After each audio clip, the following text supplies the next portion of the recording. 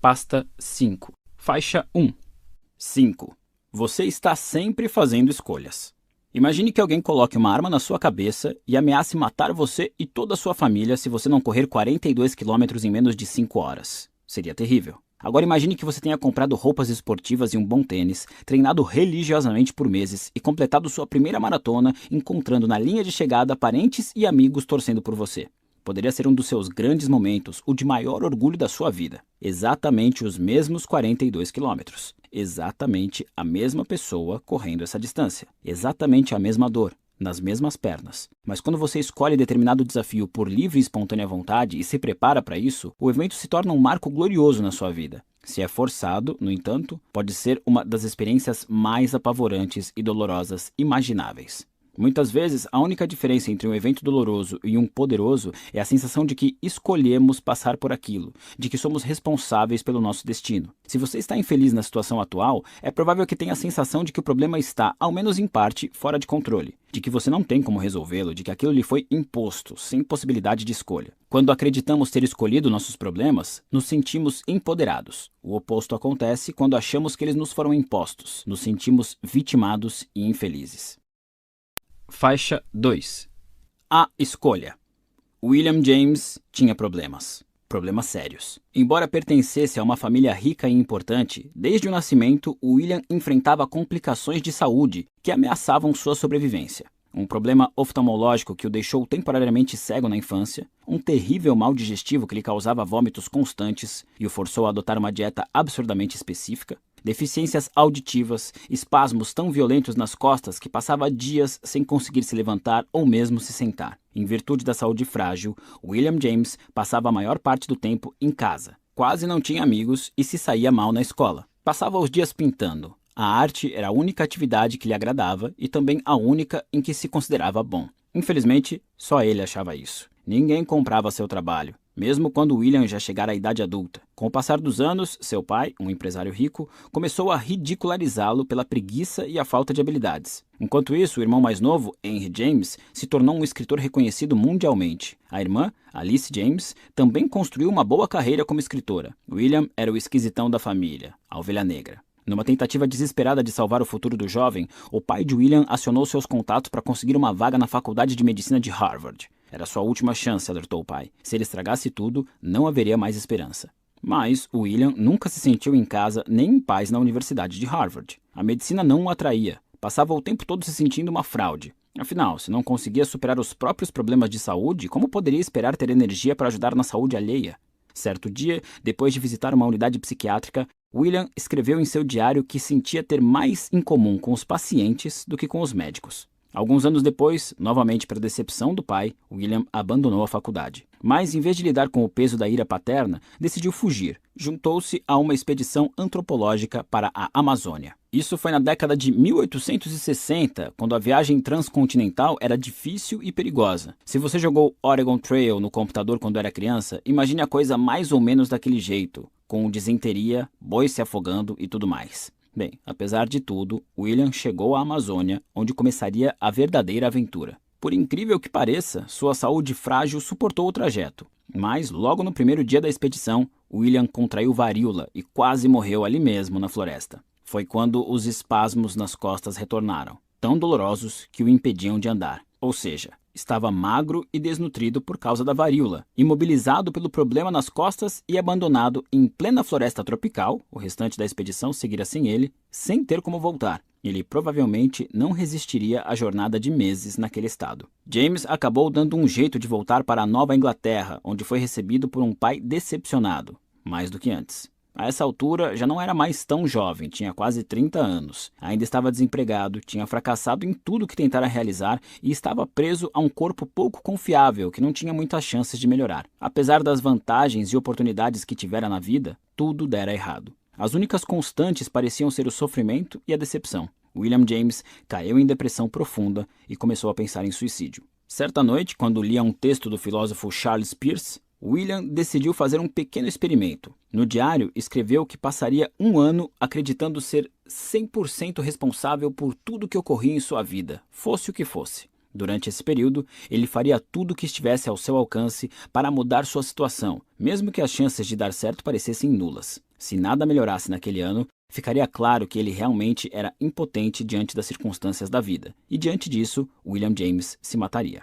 O resultado? William James se tornou o pai da psicologia norte-americana. Sua obra foi traduzida para uma cacetada de idiomas, e ele é considerado um dos intelectuais, filósofos, psicólogos mais influentes de sua geração. Posteriormente, ele se tornou professor de Harvard e cruzou os Estados Unidos e Europa dando palestras. Casou-se e teve 5 filhos, um dos quais, Henry, foi um famoso biógrafo e ganhou o prêmio Pulitzer. William James chegou a se referir ao pequeno experimento como seu renascimento, a causa de tudo que conquistara na vida. Existe uma percepção simples que permite todo tipo de melhora e crescimento pessoal. A de que nós, individualmente, somos responsáveis por nossa vida como um todo, sejam quais forem as circunstâncias externas. Nem sempre dá para controlar o que acontece conosco, mas sempre podemos definir nossa interpretação dos acontecimentos e nossa reação a eles. Tendo ou não essa consciência, sempre somos responsáveis pelo caminho que tomamos. É impossível não ser. Não interpretar conscientemente os acontecimentos já é uma interpretação. Não reagir aos acontecimentos já é uma reação. Mesmo que você seja atropelado por uma carrocinha de pipoca e um monte de crianças ria da sua cara, ainda é sua responsabilidade interpretar o significado disso e escolher como reagir. Gostemos disso ou não, estamos sempre assumindo um papel ativo no que acontece conosco e dentro de nós. Estamos sempre atribuindo significados a momentos e eventos. Sempre escolhemos ou reafirmamos os valores que norteiam nossos atos e os parâmetros segundo os quais avaliamos tudo o que nos acontece. Muitas das circunstâncias dependem unicamente do parâmetro de avaliação, não sendo intrinsecamente boas ou ruins. A questão é, estamos escolhendo sempre, de modo consciente ou não? Sempre. Isso tem íntima relação com o fato de que é impossível não se importar com coisa alguma. Mesmo não se importar com nada, ainda é se importar com alguma coisa. A pergunta que nos cabe fazer é, eu escolho me importar com o quê? Escolho basear minhas ações em quais valores? Escolho avaliar minha vida segundo quais parâmetros? E será que eu escolhi parâmetros bons? Bons parâmetros e bons valores? Faixa 3. A falácia da responsabilidade-culpa.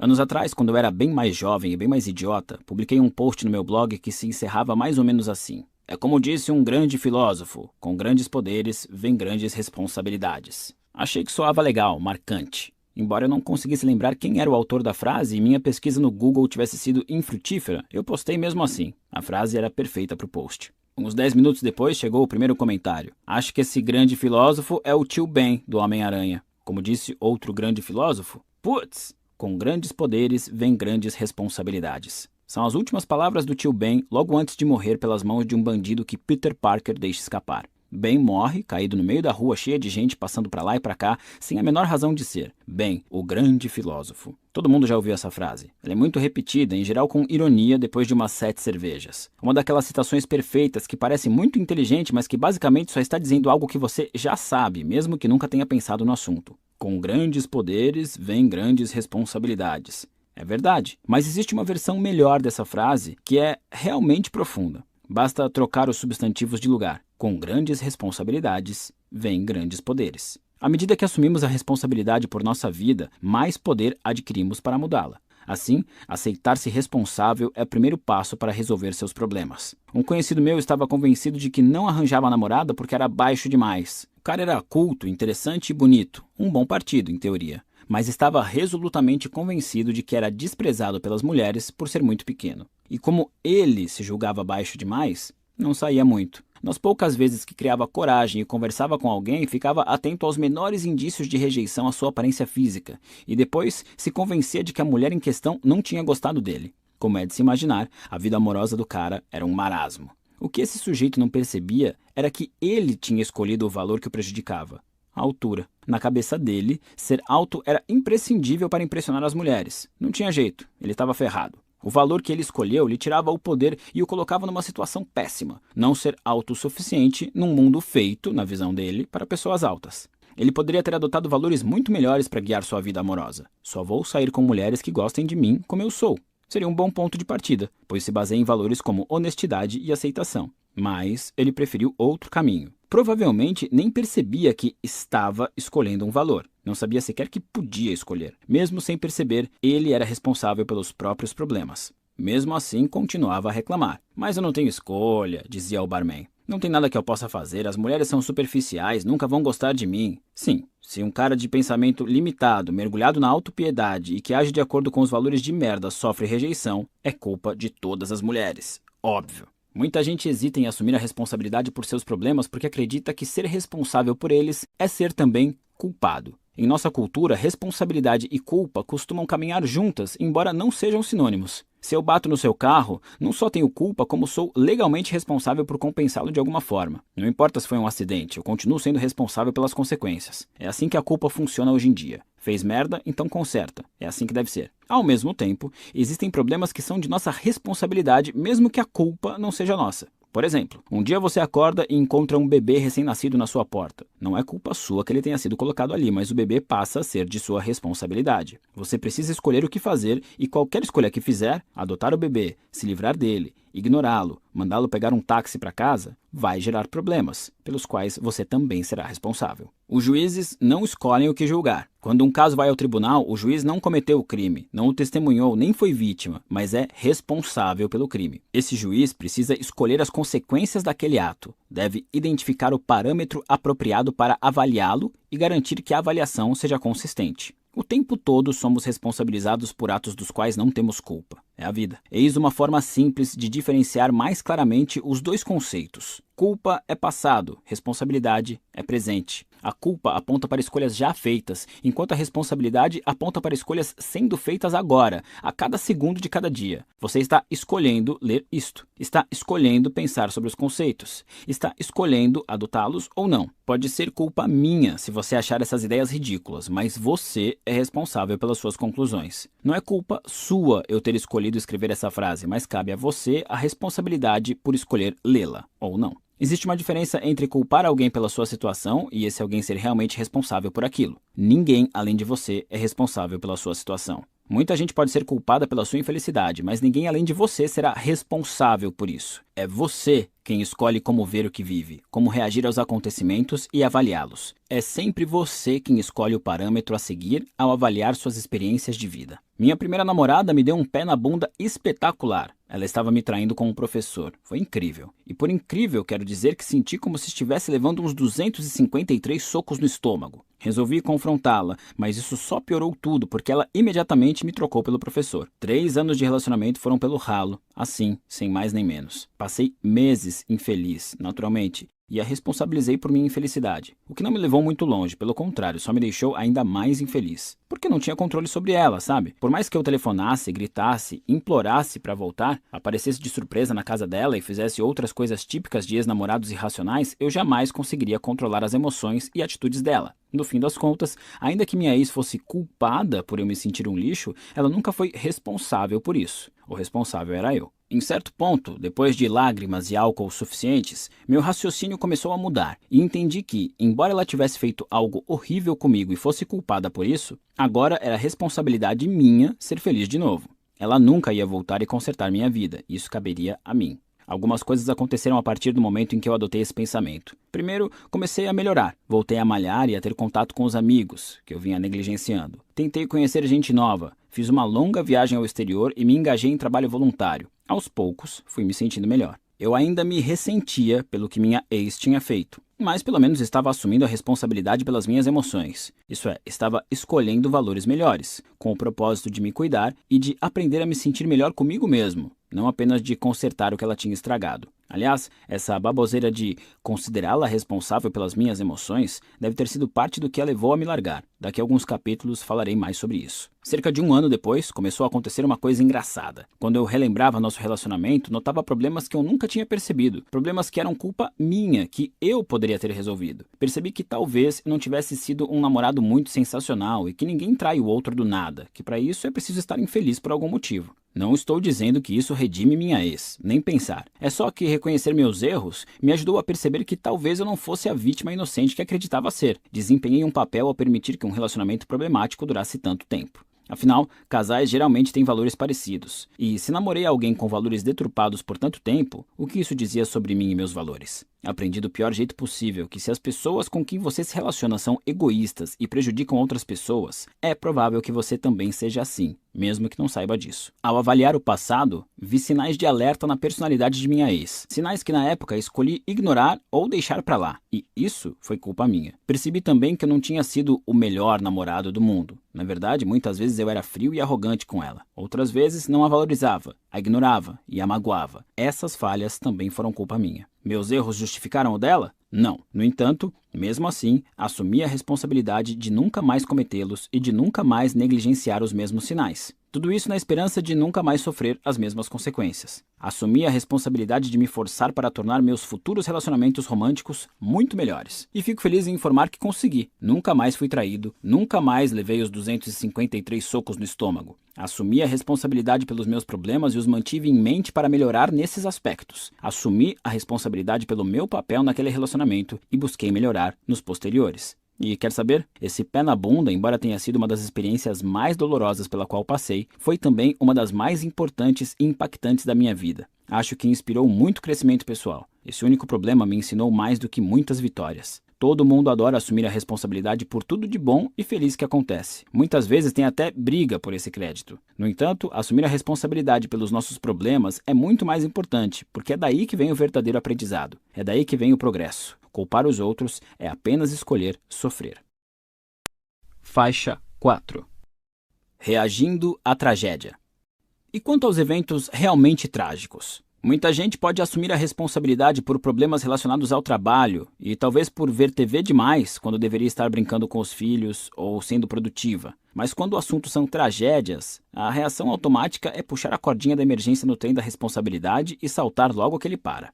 Algumas coisas são simplesmente dolorosas demais para assumir.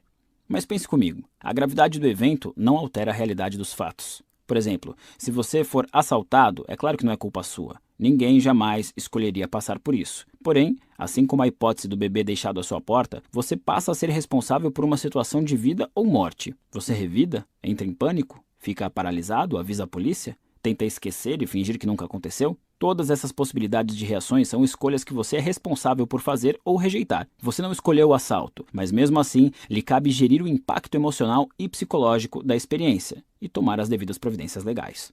Em 2008, o Talibã assumiu o controle do Vale do Swat, uma parte remota no nordeste do Paquistão, onde logo implementaram seu extremismo muçulmano. Chega de televisão, chega de filmes, chega de mulheres saindo de casa sem acompanhante, chega de meninas na escola. Em 2009, uma paquistanesa de 11 anos chamada Malala Yousafzai começou a se manifestar contra a proibição de estudar. Ela continuou a frequentar a escola local, arriscando tanto a própria vida quanto a do pai, além de participar de conferências em cidades próximas. Como o Talibã se atreve a tirar o meu direito à educação? Escreveu ela em uma publicação online. Em 2012, aos 14 anos, Malala levou um tiro no rosto quando voltava da escola. Um soldado talibã mascarado entrou no ônibus armado com um rifle e perguntou: "Quem é Malala? Digam ou atiro em todo mundo." Malala se identificou, uma escolha incrível por si só, e o homem atirou na cabeça dela na frente de todos os passageiros. Malala entrou em coma e quase morreu. O Talibã afirmou publicamente que, se sobrevivesse, seria morta junto com o pai. A menina sobreviveu. Hoje, autora de um best-seller, Malala ainda fala sobre a violência e a opressão contra mulheres em países muçulmanos.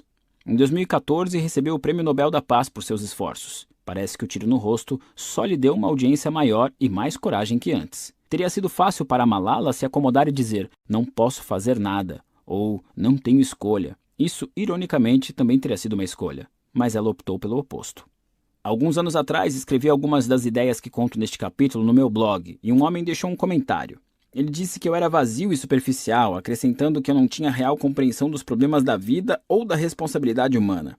Disse que tinha perdido um filho havia pouco, num acidente de carro, e me acusou de não saber o que era a verdadeira dor, me rotulando de idiota por sugerir que ele era responsável pela dor de perder um filho. Estava na cara que aquele homem tinha passado por uma dor muito maior do que a maioria das pessoas enfrenta na vida. Ele não escolheu a morte do filho, não tinha culpa por tal desgraça. A responsabilidade de lidar com a perda lhe foi imposta, embora fosse clara e compreensivelmente indesejável.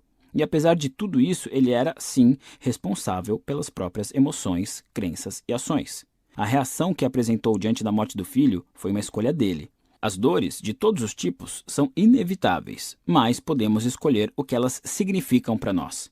Alegar que não tinha escolha e que só queria o filho de volta é por si só uma escolha. uma entre as muitas formas possíveis de lidar com esse tipo de dor. É claro que eu não disse nada disso a ele. Estava ocupado demais, ficando horrorizado e pensando que talvez eu realmente não tivesse autoridade nem conhecimento para tal discurso. É um dos riscos desse tipo de trabalho. Um problema que eu escolhi e um que era minha responsabilidade resolver. No início eu me senti disse nada disso a ele. Estava ocupado demais, ficando horrorizado e pensando que talvez eu realmente não tivesse autoridade nem conhecimento para tal discurso. É um dos riscos desse tipo de trabalho. Um problema que eu escolhi e um que era minha responsabilidade resolver. No início eu me senti muito mal. Depois de alguns minutos comecei a ficar zangado. As objeções dele tinham pouco a ver com o que eu estava dizendo. Me tranquilizei. Além do mais, como assim? Não é porque eu não perdi um filho que eu também não tenha sofrido muito nessa vida. Então usei meu próprio conselho. Escolhi qual seria meu problema. Eu podia ficar bravo com aquele homem e discutir com ele, tentar comparar a dor dele com as minhas, mas isso só nos tornaria idiotas e insensíveis. Ou podia escolher um problema melhor, praticar a paciência, ser mais compreensivo com meus leitores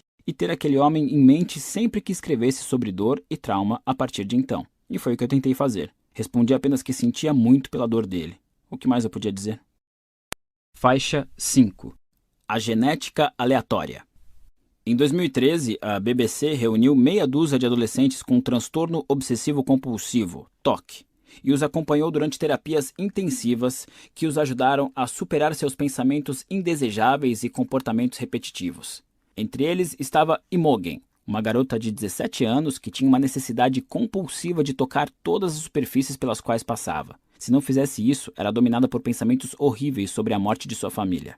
Havia também Josh, que precisava fazer tudo com os dois lados do corpo. Apertar a mão de uma pessoa com a mão direita e a esquerda, comer com ambas as mãos, passar por uma porta com os dois pés e assim por diante. Se não igualasse os lados, ele sofria graves ataques de pânico. Já Jack tinha a clássica fobia de germes, por isso se recusava a sair de casa sem luvas. Fervia água para beber e se negava a comer qualquer coisa que não tivesse sido lavada e preparada por ele mesmo. O TOC é um transtorno mental que pode ser controlado, e como veremos, esse controle se resume a equilibrar os valores do indivíduo diagnosticado. A primeira coisa que os psiquiatras desse projeto fazem é dizer aos jovens que eles devem aceitar as imperfeições de seus desejos compulsivos. Por exemplo, quando Imogen tem pensamentos horríveis sobre a morte dos familiares, ele deve aceitar que eles podem de fato vir a morrer e que não há nada que ela possa fazer para impedir isso. Ou seja, Imogen é informada de que os acontecimentos não são culpa sua. Josh é convencido a aceitar que, a longo prazo, equalizar todos os seus comportamentos para torná-los simétricos prejudica sua vida mais do que os ocasionais ataques de pânico. E Jack é lembrado que, por mais que se esforce, os germes sempre estarão presentes e sempre podem infectá-lo. O objetivo é fazer esses jovens reconhecerem que seus valores não são racionais, que na verdade sequer são valores deles, e sim advindos do transtorno, e que, ao segui-los, estão prejudicando a própria vida. O passo seguinte é encorajar esses adolescentes a escolher um valor mais importante que o imposto pelo transtorno, e então se concentrar nele. Para Josh, isso se dá através da possibilidade de não precisar esconder seu distúrbio dos amigos e familiares o tempo todo, da perspectiva de ter uma vida social normal e funcional. Para Imogen, é a ideia de assumir o controle de seus pensamentos e sentimentos e voltar a ser feliz. E para Jack, é a capacidade de ficar longe de casa por longos períodos sem sofrer episódios traumáticos. Com esses novos valores em mente, os adolescentes começam exercícios intensivos de dessensibilização que os obrigam a colocá-los em prática. Acontecem ataques de pânico, lágrimas rolam, Jack soca vários objetos e imediatamente em seguida lava as mãos. Mas, no final do documentário, grandes progressos ficam claros. Imogen não precisa mais tocar todas as superfícies que vê. Ela diz, ainda há monstros no fundo da minha mente e provavelmente eles sempre estarão lá, só que agora estão se acalmando. Josh consegue passar períodos de 25 a 30 minutos sem igualar os movimentos dos dois lados do corpo. E Jack, que talvez tenha tido a melhora mais visível, consegue ir a restaurantes e beber de garrafas e copos sem lavá-los. Jack resume bem o que aprendeu. Eu não escolhi esta vida, não escolhi esta doença péssima, essa coisa horrível, mas posso escolher como conviver com ela. Eu preciso escolher como conviver com ela. Muitas das pessoas que nascem com um problema específico, seja toque, baixa estatura ou outra coisa completamente diferente, acham que estão perdendo algo muito valioso. Sentem que não há nada que possam fazer, então evitam a responsabilidade pela situação. Elas concluem, eu não escolhi essa genética horrível, então não é minha culpa as coisas darem errado. E é verdade, a culpa não é delas, mas a responsabilidade, sim. Na época da faculdade, eu tinha uma fantasia meio delirante de me tornar jogador profissional de pôquer. Ganhei dinheiro e tudo mais, e foi divertido, mas depois de quase um ano jogando a sério, desisti. Passar a noite inteira acordado olhando para uma tela de computador ganhando milhares de dólares em um dia e perdendo a maior parte no dia seguinte não era estilo de vida para mim. Além disso, não era o meio mais saudável ou emocionalmente estável de ganhar a vida.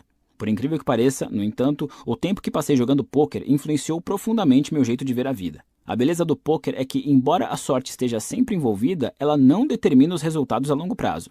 Uma pessoa pode receber uma mão horrível e vencer alguém com uma mão sensacional. A pessoa que recebe boas cartas tem uma probabilidade maior de ganhar, é claro, mas no final das contas, o vencedor é determinado pelas, sim, você adivinhou, escolhas que faz ao longo do jogo.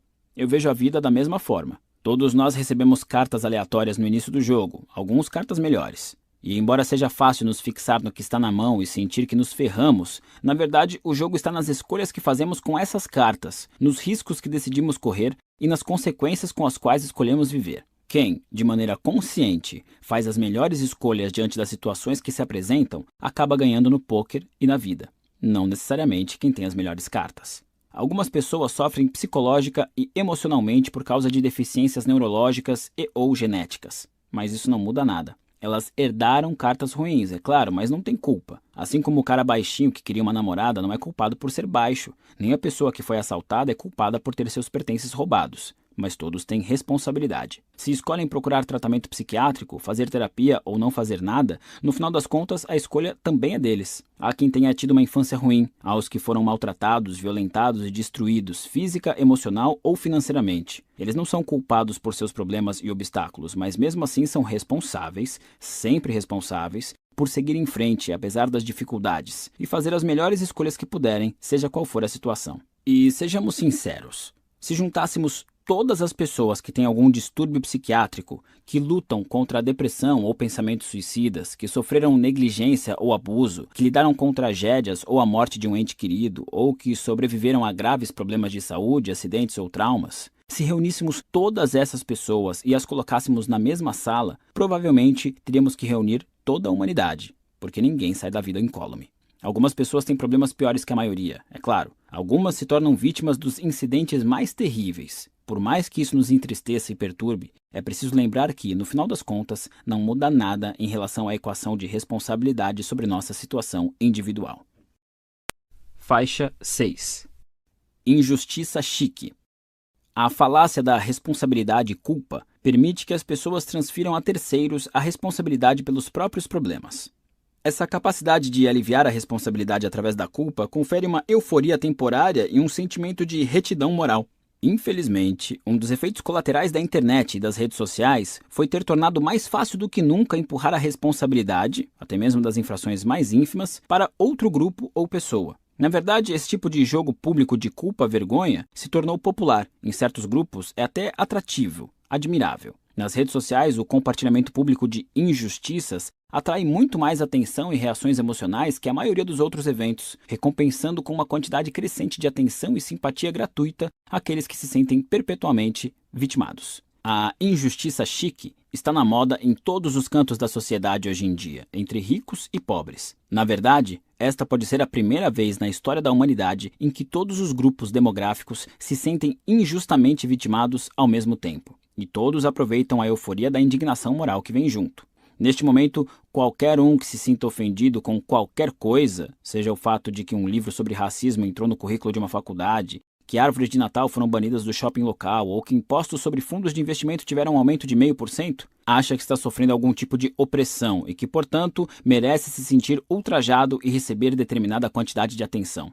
O atual ambiente da mídia tanto encoraja quanto perpetua essas reações, porque no final das contas, dá lucro. O escritor e comentarista Ryan Holiday se refere a isso como pornografia do ultraje. Em vez de reportar histórias e problemas reais, a mídia acha muito mais fácil e lucrativo encontrar algo levemente ofensivo, transmitir o caso para uma ampla audiência, criar a sensação de ultraje e depois transmiti-la de um jeito que também cause ultraje a outra parcela da população. Isso desencadeia um eco de asneiras que ricocheteia entre dois lados imaginários e ao mesmo tempo distrai dos verdadeiros problemas e injustiças da sociedade. Não é de se estranhar que estejamos mais politicamente polarizados do que nunca. O maior problema da injustiça chique é desviar a atenção das vítimas reais. É como uma overdose de alarmismo. Quanto mais a gente se autoproclama vítima de pequenas infrações, mais difícil é enxergar quem realmente sofre. As pessoas se viciam em se sentir constantemente ofendidas porque isso lhes traz euforia. Ser hipócrita e moralmente superior provoca bem-estar. Como disse o cartunista político Tim Credder em um editorial do New York Times, o ultraje é como várias outras coisas agradáveis que com o tempo nos devoram de dentro para fora. E é ainda mais insidioso que a maioria dos vícios, porque sequer o reconhecemos conscientemente como um prazer. Parte do ônus de viver em uma sociedade livre e democrática é termos que lidar com opiniões e pessoas de que não necessariamente gostamos. É o preço a se pagar. Podemos até dizer que é o objetivo do sistema, mas parece que cada vez mais gente está esquecendo isso. Devemos escolher nossas batalhas com cuidado, ao mesmo tempo em que tentamos simpatizar um pouco com o suposto inimigo.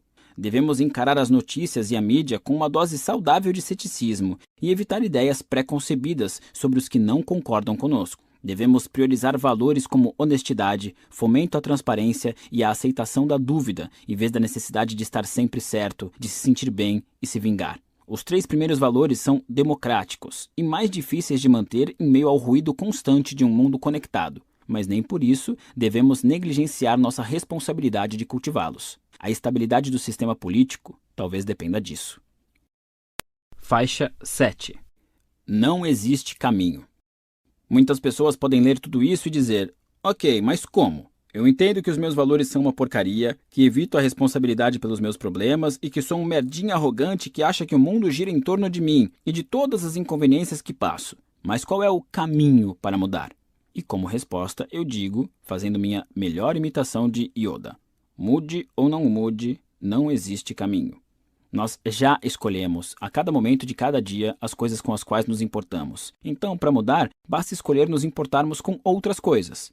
É simples assim, só que não é fácil. Não é fácil porque no começo você vai se sentir um fracassado, uma fraude, um idiota, vai ficar nervoso, vai surtar. Talvez se irrite com sua esposa, seus amigos ou seu pai. Alterar seus valores e as coisas que considera importantes traz esse tipo de efeitos colaterais, que são inevitáveis. É simples, mas dificílimo. Vamos analisar alguns desses efeitos colaterais. Você vai se sentir inseguro, eu garanto. Devo mesmo desistir disso? Será que é o certo a fazer? Abrir mão de um valor no qual você se apoiou durante anos causará desorientação, como se você não soubesse mais diferenciar o certo do errado. É difícil, mas é normal. Em seguida, vai se sentir um fracassado, tendo passado metade da vida se avaliando através do valor antigo. Ao mudar suas prioridades e medidas, você não vai se reconhecer. Será como jogar fora algo no qual você confiava, e isso invariavelmente trará um sentimento de fraude ou desvalorização. Esse desconforto também é normal. E, sem dúvida, você vai enfrentar rejeições. Muitos dos relacionamentos da sua vida foram construídos em torno dos valores escrotos que você tinha. Então, no momento em que abre mão deles, no momento em que decide que estudar é mais importante que se divertir, que se casar e ter uma família é mais importante do que fazer sexo sem compromisso, que ter um trabalho no qual você acredita é mais importante do que simplesmente ganhar dinheiro, essa reviravolta reverbera em seus relacionamentos. Muitos deles acabam explodindo bem na sua cara. Isso também é normal e também vai ser desconfortável. São efeitos colaterais necessários, embora dolorosos, de escolher se importar com outras coisas, coisas muito mais importantes e dignas de sua energia. À medida que for reavaliando os seus valores, você enfrentará resistência interna e externa, e, sobretudo, vai se sentir inseguro e se perguntar se o que está fazendo é errado. Como veremos, isso é bom.